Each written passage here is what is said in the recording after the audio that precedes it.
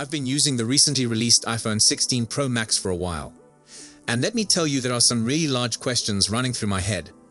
First of all, is the phone a must-have based on that massive screen, or is it simply a little too clumsy? And concerning the fresh camera control function, is it just another Apple trick in their long series of capabilities, or does it really change the game? Then there is the fascinating Apple Intelligence. In daily life, how well does it truly work? Not overlooked is battery life as well. If this is hailed as the best battery ever made for an iPhone, how long does it really last in practical use? Having run this flagship phone through several days, I can surely say it's a handful. Though even more artificial intelligence capabilities are on their way, some of the Apple Intelligence tools I experimented with in the beta version that will be releasing next month seem promise. But honestly, the battery life of the iPhone 16 Pro Max is really ridiculous. And as for the cameras, well, they're predictably great, living up to Apple's reputation for excellence. All in all, it's evident this phone is one of the greatest options you can buy today. However, it's also crucial to remember that Apple has some catching up to do in the AI department, and when it comes to design, there hasn't been much change, just some slightly thinner bezels. I've been a Pro Max user since the iPhone 11 Pro Max, so I've become devoted to its form factor. But after using the new iPhones, I find myself a bit split regarding the iPhone 16 Pro Max. It's wearing the largest display ever on an iPhone at a jaw-dropping 6.9 inches. Sure, those narrower bezels help it feel a bit more manageable, but let's be serious, it's still taller, wider, and heavier than the iPhone 15 Pro Max. I thought the prior model was just about right in terms of size and weight, so this adjustment is a little unnerving for me. Now, I realize this would stir up some disagreement, but I truly think the new Pro Max is a touch too big, at least for my hands. Simple chores like reading through web pages or checking out TikTok feel like a workout now. And once you put a case on it, it morphs into what feels like a small tank. On the plus side, the Pro Max is constructed to resist a good amount of wear and tear. With a titanium band and an upgraded ceramic shield display that Apple claims is 50% tougher than its predecessor, this phone is intended to last. We can't exactly abandon these models, but on paper it certainly sounds promising. As for the display itself, the iPhone 16 Pro and Pro Max don't gain any big enhancements in terms of brightness or refresh rate, but they're still among the top-tier old screens available. The one important distinction to note is that these screens may now scale down to a minimum of 1 nit. This is an excellent feature for late-night scrolling, as it means you can use your phone in bed without bothering anyone else in the room. However, if you're planning to use it outdoors in broad sunshine, you might discover that the display doesn't shine quite as brightly as the Pixel 9 Pro. It has to be mentioned that phone looks to edge out the iPhone in terms of outside visibility. Now let's get into one of the most interesting design improvements, the new camera control button. This handy little addition is positioned on the right side of the phone and employs haptic feedback to offer you a pleasing tactile response. With this button, you can launch immediately into the camera, so no more searching around for the on-screen shortcut.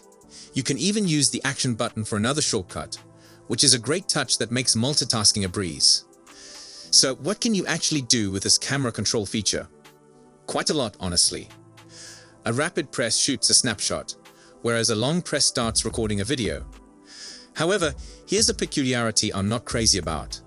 The video recording ends the instant you take your finger off the button. You can also glide your finger across the button to zoom in and out, which feels quite smooth and straightforward. That said, double pressing to enter a submenu for additional options can be a bit tough. It takes some practice to get the hang of it. I wouldn't advocate trying to capture macro images with a camera control, as it can shake the camera when you approach too near to your subject. Speaking about the camera itself, the iPhone 16 Pro Max boasts some significant enhancements. The new 48-megapixel fusion camera for the main shooter is meant to read data faster, which means you should enjoy zero shutter lag and speedier focus times. Additionally, the ultra-wide camera has taken a tremendous leap from 12 megapixel to a leaping 48 megapixel. Snapped a great photo of a reservoir, showing brilliant echinacea blooms in the foreground against a bright blue sky. While the Galaxy S24 Ultra might produce more bright colors, the iPhone delivers a more realistic color palette, which I prefer. Now, let's shift gears and talk about Apple Intelligence. Apple's perspective on artificial intelligence. It's built to be more safe and helpful than what you may find from Samsung or Google. However, right now, it feels more like a teaser as it's currently in developer beta and won't be rolling out to the general public until October. Some of the cooler features, like visual intelligence and chat-up integration, won't even be accessible right immediately. But Apple is working hard on this and has established a new infrastructure called private cloud compute, which attempts to build a safe, encrypted connection for data handling that even Apple can't access. It's a great concept, but we'll have to wait and see how it operates in the real world once it's completely released. Now, let's peep under the hood. The iPhone 16 Pro Max is powered by the new i18 Pro chipset, which is constructed on a refined 3M process and is equipped with a 6-core GPU. Apple promises that the enhanced thermals would give you at least 20% greater sustained performance. This is undoubtedly a nice boost from previous year's models, which battled a bit with heat control. It's evident that Apple is eyeing the gaming business, especially with console-grade titles starting to make their way to iOS. With enhanced cooling, this might make a major difference in performance. Plus, there's compatibility for Wi-Fi 7, allowing for faster and more consistent data transmissions. Just bear in mind that you'll need a Wi-Fi 7 compatible router to make the most of this new function. So, what's the bottom line? The iPhone 16 Pro Max is a solid smartphone, no question there. However, let's be honest, it feels a bit like a boring improvement. There's nothing innovative or mind-blowing here. With so many AI platforms crowding the market, Apple Intelligence might not generate as much attention as some had hoped. You could find yourself questioning, can I just stick with the iPhone 15 Pro Max? And honestly, that's a good point. The new camera isn't inherently better, just a little different. And many of the AI functions will be available on the 15 Pro Max as well. You will miss out on the camera control button and some of the new photography styles, but in general, the iPhone 15 Pro Max is looking increasingly enticing right now. That's so, given iPhones normally enjoy approximately 5 years of software support, it's logical to think that many consumers will be wanting to upgrade from older devices like the iPhone 11, 12, or 13 series. For those customers, the upgrade to the iPhone 16 Pro Max will definitely seem significant and worth it. So what do you all think of this latest product from Apple? I'd love to hear your opinions. As it turns out, bar that equally awful first handshake and a few minutes of pacing around awkwardly trying to think out how to start a conversation, you wind up getting on like a house on fire. Again, Apple Intelligence isn't coming to the UK until December, and even then, it'll be in beta. At the time of writing, there are speculations that we won't receive the new Siri until March next year, which means we'll have some kind of odd mixture of Apple Intelligence and the awful current Siri until then. Nice. Despite this, if you buy an iPhone 16 from Apple today, you'll find Apple Intelligence splashed throughout the shopping experience. I did, and when I received my iPhone 16 Pro Max, Apple Intelligence was nowhere to be found.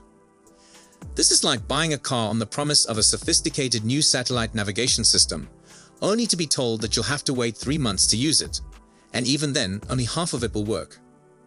This is horrible. I'm sorry. I'm not a typical person either. I'm an ick man.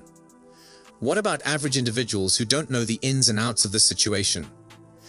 How can I explain to my mum why Apple Intelligence isn't on the iPhone 16 she's just bought?